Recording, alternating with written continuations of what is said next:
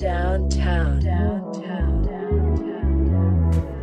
Lors de son discours du centenaire de l'armistice, Sa Majesté le roi Philippe a prononcé les phrases suivantes. Il y a 100 ans, à cette même heure, résonnaient de partout les clairons annonçant le cessez-le-feu sur l'ensemble du front.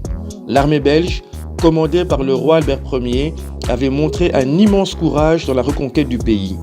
Ainsi s'achevait une guerre qui aurait fait d'innombrables morts, invalides et mutilés, soldats et civils.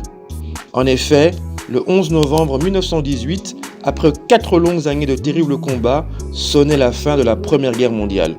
Les traces de ce conflit ne se sont jamais effacées dans la mémoire des hommes du monde entier.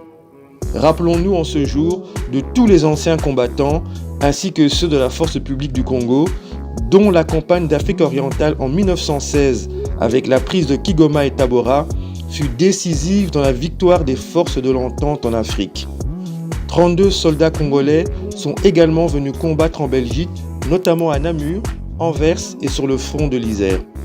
Nous savons ce que nous devons à tous les combattants venus du monde entier. Le souvenir de leur mort nous incite à être dignes de leur sacrifice. Qu'ils reposent en paix et que la lumière du ciel les éclaire éternellement. Vive l'amitié entre les peuples et entre les États.